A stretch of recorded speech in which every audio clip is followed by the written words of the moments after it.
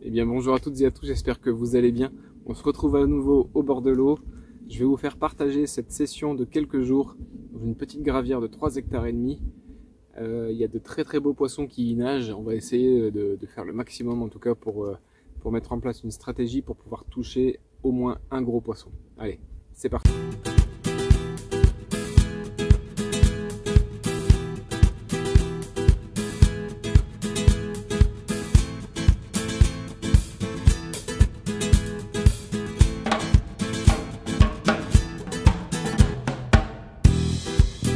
Je suis arrivé ici sur le poste. Il y a 3 choses qui m'ont vraiment interpellé et surtout qui ont changé par rapport à la dernière pêche que j'avais faite.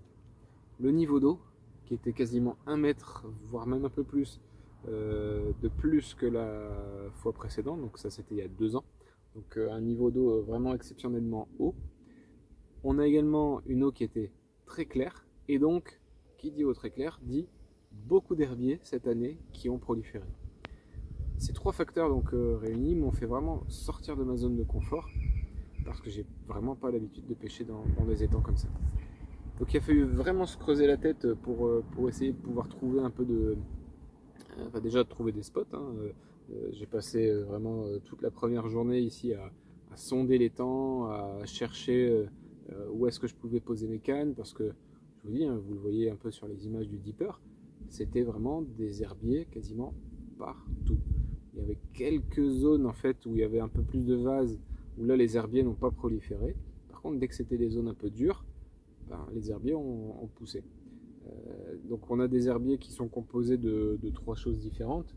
On a du myriophylle, on a du potamo crépus et on a une herbe un peu genre algue filamenteuse voilà, qui est remontée en surface, mais c'est pas ce qu'il y a le plus. Le plus c'était vraiment le myriophylle. Et on a des herbiers qui faisaient parfois 2 voire 3 mètres de haut suivant les zones, qui arrivaient quasiment en surface. Voilà, donc il fallait vraiment redoubler d'efforts pour essayer de trouver les spots. Et je vous dis, j'ai passé vraiment du temps. La première journée, le premier après-midi, j'ai sondé vraiment tous les temps pour me dire voilà, où est-ce que je dois placer mes montages. D'ailleurs, j'ai même pas pêché la première nuit. J'ai simplement amorcé mes spots, juste pour me dire voilà, bah, j'ai mis mes repères, j'ai mis un peu d'amorce, notamment bah, de la graine, un peu de particules, et surtout de la farine. J'avais en tête une vidéo de Pascal Kovalik de chez Fox, donc à l'époque où il y avait sa chaîne perso, il avait mis une vidéo justement sur un amorçage avec de la farine, et on voyait que les poissons revenaient un peu plus régulièrement sur le spot. Donc voilà, j'ai voulu essayer un petit peu ça. Et puis vous allez voir que ça va vraiment évoluer pendant ces quelques jours de pêche, parce que je vous dis, j'ai vraiment gratté pour essayer de faire concurrence à la nourriture naturelle, parce que je vous dis que dans les herbiers, quand je remontais, les quantités phénoménales d'écrevisses, il y a aussi beaucoup de corbicules, c'est recouvert de corbicules dans les temps. D'ailleurs on peut voir sur les bords, il y a pas mal de coquilles qui sont concassées, alors que soit là sur les bords c'est plutôt par les rats, mais je me dis que les carpes au fond, bah, elles doivent bien manger aussi. Et puis il y a les écrevisses, donc voilà, c'est toute cette nourriture naturelle, forcément la carpe elle est habituée à le voir. À côté de ça, bah, il va falloir essayer de la détourner un petit peu de tout ça, et c'est pas toujours évident. Alors après une petite nuit réparatrice, puisque j'avais quand même passé pas mal de temps sur la route, le temps de l'installation, etc., ça m'avait pris pas mal d'énergie. Donc je voulais entamer la session de la meilleure façon qui était. Donc voilà, j'ai bien dormi. Et sur les coups de 6 heures, je me lève, je commence à préparer les cannes, à préparer les montages, donc tout en inline pour améliorer l'autoferrage. Et je me dis, voilà, si jamais la carpe passe dans un herbier, au moins ça va pouvoir coulisser, puisque le plomb peut s'éjecter, en tout cas coulisser le long de la ligne. Et en cas de casse, bah, la carpe continue et le plomb part de la ligne, il n'y a pas de problème. Donc en inline, et puis avec des belles lignes d'environ 20 cm en fluorocarbone, puisqu'on a une eau qui est quand même relativement claire, alors ça permet d'avoir plus de discrétion, et surtout je voulais aussi quelque chose d'assez rigide pour pouvoir leurrer plus facilement les poissons, puisque bah, ça permet d'avoir comment le poisson va plus peiner en fait à recracher l'appât si jamais elle l'engame. Voilà. Donc c'était le but en tout cas avec ce montage-là, hein, les montages en dérigue. Au final, donc je vais poser mes cannes. Donc à peu près vers 10 heures, toutes les cannes sont posées, pêchantes, etc. Et j'enregistre une touche assez bizarre, hein, quelques bips et je sais pas trop si c'était les herbiers qui passaient dans le fil et qui ont déplacé la ligne. En tout cas, voilà, je prends contact, rien de particulier, je remonte une grosse masse d'herbier. Voilà, donc je relance, enfin je repose ma canne avec le bateau, et là, peut-être 2 heures après environ, un nouveau départ. Et là, premier poisson à peu près vers 15 heures. Voilà, la stratégie mise en place vient de payer avec ce premier poisson. Une petite boule, une jolie commune ici, qui a une robe tout à fait dorée avec à la fois sombre et doré, ça rend très très bien là. C'est magnifique avec le soleil là. C'est vraiment un très très beau poisson, un très jeune poisson. Ici on peut voir la bosse sur le dos là. C'est un poisson qui est très prometteur par la suite, hein. Jean-Noël a introduit quelques nouveaux poissons cette année là pour faire tourner un petit peu et pour faire bouger les plus grosses. Voilà. En tout cas ça donne le ton. Espérons que ça continue comme ça, hein. Les cannes sont posées depuis quelques heures maintenant. Ici, j'ai pris sur un spot dégagé d'herbier, mais pendant le combat, ben, vous pouvez voir, il y a pas mal d'herbiers qui se sont pris sur le fil, donc j'ai toujours le bateau qui est prêt au cas où. Et puis voilà, il suffit de pas grand chose pour faire de très très beaux poissons ici. Voilà. Allez, je vais la remettre à l'eau et puis bon, on va essayer de prendre ses grandes sœurs. Donc le reste de la journée a été relativement calme, pas d'autres touches. Laissant place ensuite à la nuit, pour lesquelles j'avais changé simplement un petit peu les bas de ligne en termes d'èches, hein, notamment. Donc j'ai remis des èches bien propres. J'ai pour la nuit pêché en tiger nuts parce que j'avais peur des écrevisses. À ce moment-là, je ne savais pas que les écrevisses avaient été dégommées par les black bass et les brochets. Et au final, il n'y en a quasiment plus comme on pouvait y avoir il y a 2 ans. Voilà, les poissons ont fait le travail. Hein. Il faut savoir qu'ici, il y a des très très gros black bass de plus de 50 cm. Et je peux vous dire que j'en ai vu quelques-uns sur les bordures. Avec le bateau, dès que j'arrivais sur mes spots, il y avait souvent un ou deux black bass qui traînaient dans le coin. Et voilà, c'est des black bass. Il y en a même un, j'ai quasiment pris pour une petite carpe tellement il était gros. Voilà, donc les écrevisses, du coup, bah, m'ont pas du tout embêté de la session. Mais j'avais quand même à ce moment-là prévu de mettre des tiger nuts. Et résultat, bah, j'enregistre un départ sur les coups voilà, de 3-4 heures du matin avec cette petite commune. Et voici ce poisson. Petit mais vraiment magnifique, hein, une vraie jolie robe, encore bien dorée, comme la première. Voilà encore un des jeunes poissons qui vient d'être introduit il n'y a pas très, enfin cet hiver, hein, simplement. Voilà, ça fait vraiment plaisir. C'est un poisson qui m'a vraiment donné du fil à retordre cette nuit, hein. Je vous ai expliqué un petit peu là, mais ouais, ça fait plaisir, ça fait plaisir, ça fait de la touche. Alors, on va espérer que les plus grosses commencent à rentrer un petit peu sur les spots.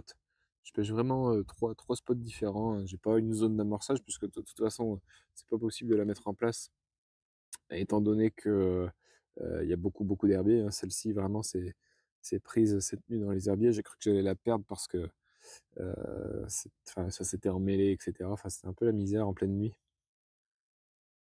Mais voilà, avec le soleil là qui se lève, c'est magnifique. Une belle robe, de toute beauté. Et malheureusement, elle a embarqué mon repère, donc j'ai pas réussi à retrouver mon spot parce que c'était vraiment une petite trouée dans mes herbiers. J'ai essayé de trouver avec l'axe, etc., mais j'ai pas retrouvé la zone. Et donc après, bah, j'ai dû changer de spot pour cette canne-là. Alors la journée suivante a été vraiment très très calme. J'ai enregistré vraiment aucune touche, aucun bip. Difficile même de voir des poissons. Il faisait très très chaud, le vent avait tourné un peu au nord. Et donc voilà, je me suis vraiment posé des questions. J'ai laissé un peu pêcher mes spots, j'en ai bougé un ou deux comme ça, vraiment pas beaucoup, hein, un petit peu plus excentré de l'amorçage, etc. Et Et puis le soir, avant la nuit, là, en reposant mes cannes, en posant la dernière canne, j'ai aperçu dans une petite baie là-bas au fond sur la droite, un spot d'ailleurs que j'ai déjà essayé d'exploiter et beaucoup de pêcheurs ont essayé déjà à mon avis, mais n'ont jamais rien pris. Et là, en arrivant dans cette petite baie, j'aperçois des grosses ondulations sur l'eau. Avec les polarisantes, j'ai essayé de chercher quelque chose qui venait de bouger, impossible de trouver. Et au final, en regardant un peu partout, il y avait beaucoup de poissons qui devaient être présents. Alors pour moi, j'estime entre 10 et 15 poissons parce que ça bougeait vraiment sur une très très grande surface. Entre les herbiers, les bordures, il y a eu un gros remous également un petit peu plus loin. Et donc en arrivant en fait avec le bateau, j'ai fait peur aux poissons. Et puis bah, elles ont déserté la zone en tout cas pour ce moment-là. Et je me suis dit, bah ok, ça veut dire que si elles y viennent, notamment là le soir, bah, je vais essayer d'y pêcher. La nuit se passe, j'ai repêché donc sur mes spots qui étaient amorcés. Et le lendemain matin, comme j'avais rien fait de la nuit, je décide de changer complètement ma pêche. Ils annonçaient encore chaud pendant 2-3 jours. Donc voilà, j'ai vraiment complètement changé. Et au lieu de pêcher la pleine eau, ce que j'avais fait jusqu'à présent, et donc pêcher les spots, les trouées en tout cas dans les herbiers, et ben j'ai pêché les bordures. Parce que j'avais quand même repéré quelques poissons avant. Donc j'ai mis une canne en pêche à vue, donc je voyais vraiment où je posais mon montage. Amorçage très précis, vraiment une petite assiette de graines. Là j'ai arrêté complètement les bouillettes. J'ai mis une petite tiger nuts équilibrée et autour bah, j'ai amorcé pareil avec un peu de chène vie, du maïs et vraiment une petite poignée de tiger nuts. Ici c'est limité en termes d'amorçage pour cette graine là. Résultat, 1 heure et demie après, j'enregistre un départ. Malheureusement, ça se solde par une décroche, puisqu'elle a été se tanker directement dans les herbiers, et après, bah, j'ai remonté que les herbes. Voilà. Donc là, bah, au fond de moi, bah, j'étais un peu dégoûté, forcément, hein, on n'aime pas décrocher, et surtout sur des sessions compliquées comme ça, on a encore moins envie de décrocher des poissons. Donc voilà, c'est comme ça, c'est la pêche, on ne gagne pas à tous les coups. Et puis je replace le montage au même endroit, voilà, et puis mine de rien, bah, rien d'autre de la journée. Pourtant, bah, ça pêchait. J'ai été revérifié, donc mes trois cannes que j'avais placées sur trois bordures différentes, vraiment opposées dans les temps, à 200 mètres devant, 200 mètres là-bas, vraiment sous des arbres, etc. Et j'ai été revérifier les amorçages un peu plus tard dans la journée, ça n'avait pas bougé. Donc voilà, le poisson, je ne sais pas où est-ce qu'il était à ce moment-là, mais il n'a pas été sur les bordures. Le problème, c'est qu'avec tous les herbiers, ça se prend dans la tresse, parce que du coup, comme je pêche dans 1,20 m d'eau et que j'ai 200 mètres de long, en fait, le problème, c'est que on n'a pas un gros dénivelé entre le plomb et ma canne. Donc on n'a pas un fil qui va faire ça, on a un fil qui va faire ça. Et donc tous les herbiers qui sont en train de dériver, qui se détachent, se prennent dans le fil et au fur et à mesure bougent le montage. Donc pour la nuit, j'avais pas envie d'être réveillé et j'avais envie que ce soit pêchant. Donc je suis revenu sur mes spots amorcés. J'en ai bougé un parmi les trois que j'avais fait. Et le lendemain matin, rebelote. Je me dis, ok, j'ai fait un poisson hier à peu près vers 10h30. Enfin, j'ai fait un départ vers 10h30. Et ben, on va retenter l'expérience. Donc sur le coup de quoi 8 heures environ, je décide donc d'aller mettre mes cannes sur des bordures, les mêmes que j'avais exploitées, et en allant voir, toute l'amorce que j'avais mis la veille avait disparu. Alors, est-ce que c'est les rats? Est-ce que c'est les poissons? Je préfère me dire que c'est les poissons. Par contre, voilà, j'ai pas de certitude, parce qu'il y a pas mal de ragondins qui traînaient par là. Et je décide donc de remettre ces montages à peu près aux mêmes endroits, notamment bah, celui qui m'avait produit le départ la veille. Je replace à 8h, à peu près 8h30, tout est placé. Et là, même heure que la veille, 10h30, un nouveau départ. Je m'y attendais à peine. J'étais en train de faire quelque chose. Et donc voilà, un gros départ. Comme la veille, ça se tangue dans les herbiers. J'ai pris contact, j'ai senti voilà, qu'il y avait quelque chose, mais après, pouf, plus rien. Donc je prends le bateau, je vais jusqu'à l'aplomb du montage, et puis ben voilà, je ramène, et arrivé au niveau de la tête de ligne, je soulève un petit peu pour voir, voilà, c'était bloqué en tout cas dans les herbiers, je soulève, et là je me rends compte que la carpe elle est encore au bout, parce qu'au moment où je soulève le plomb, la carpe commence à partir, j'ai juste le temps de desserrer mon frein, et je vois donc déjà une grosse masse d'herbier, et la carpe qui part sur le côté. J'avais tellement peur de décrocher parce qu'avec cette quantité d'herbier qu'il y avait sur la ligne, voilà, la ligne n'était pas en tension normale, et donc voilà, un gros risque de décroche ou de casse.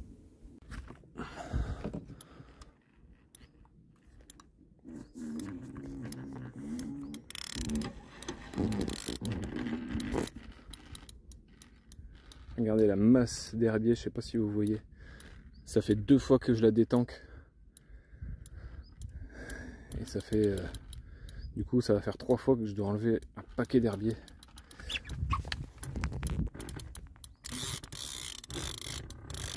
Ah, c'est un gros poisson. J'ai cru que je l'avais décroché comme celle d'hier, à la même heure, sur le même spot. Ah purée, ça frotte, j'aime pas ça. Heureusement que j'ai une bonne tête de ligne. Regardez ça, ça fait déjà 2 fois, là j'en ai pareil dans le bateau, là j'en ai autant, j'en ai déjà enlevé. Et en fait elle est bien piquée parce que elle s'est pas décrochée. Regardez ça. Regardez-moi cette masse d'herbier. Et au final ça a tenu. Ça a tenu, et sur ces images j'ai réussi à sortir ce poisson après à peu près 25 minutes de combat. Et je vous dis, j'ai détanké le poisson au moins 3 fois, j'ai enlevé les herbiers de la ligne parce que c'était vraiment impossible sinon à la mettre dans les cuisettes. Déjà comme ça j'ai quand même galéré, mais j'ai réussi par la prendre, et surtout j'ai vu dès le départ quand j'ai soulevé cette masse d'herbier et que le poisson est parti, que c'était un très gros poisson. Voilà. J'avais le palpitant qui était à 200 parce que j'avais vraiment pas envie de décrocher, et voilà, ça fait vraiment plaisir parce que j'ai réussi à sortir ce poisson que je vous présente ici. Verdict.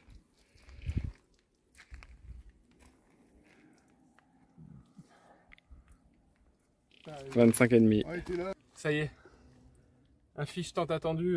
Après les 2 premiers petits poissons, j'avais repéré, comme je vous avais dit, là, des poissons là-bas dans la anse, sur le côté droit. Et hier j'ai enregistré un départ malheureusement qui s'est soldé par une décroche. Et là enfin un très très beau poisson, un poisson qui passe la barre des 20 largement, même la barre des 25, puisqu'on est à 25,5 avec ce très très beau poisson. Ah, tout en muscle, bien large. Alors on va essayer de bien la présenter parce que c'est vraiment un très très beau poisson avec de belles écailles. Elle mérite bien une petite baignade.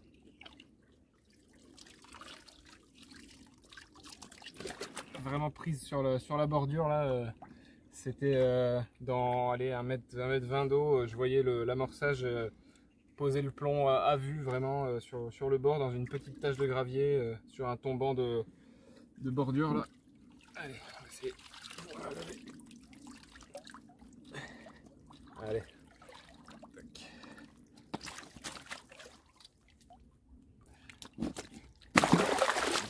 Allez, complète.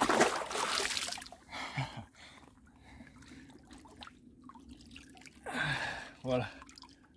Magnifique poisson. Qui vient terminer en beauté cette session, parce que là je vais remballer tout à l'heure. À vérifier si c'est pas un poisson que j'avais fait il y a soit en 2017 je pense ou en 2022, à vérifier sur les autres vidéos. Ouais, c'est un poisson qui avant la fraie passe largement la barre des 30, et là voilà, on est à 25,5 après ponte. Ouah, je vais coller contre moi.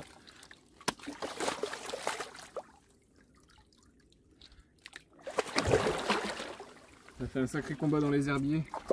Elle s'est tankée 3 fois dans les herbiers avant que je puisse vraiment la remonter un petit peu et voilà, c'était 30 minutes de combat, ça les vaut largement. Elle m'a mis un bel essoufflement.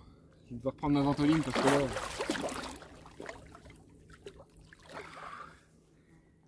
Allez, regardez-moi cette largeur.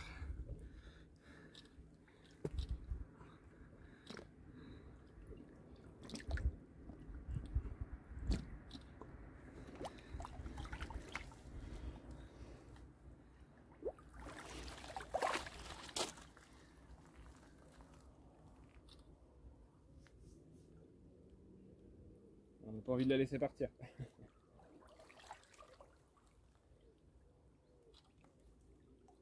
Allez, ciao.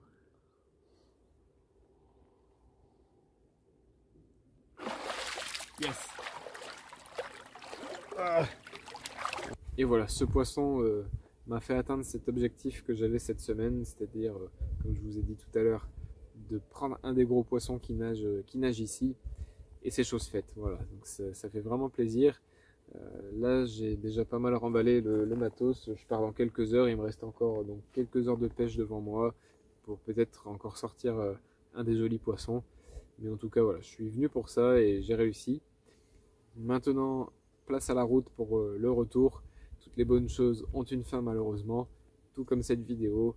Donc moi je vous salue, je vous dis à bientôt pour d'autres vidéos. Et voilà, pour ceux qui pêchent, eh ben, je vous dis bonne pêche. Et pour les autres, à bientôt au bord de l'eau. Salut!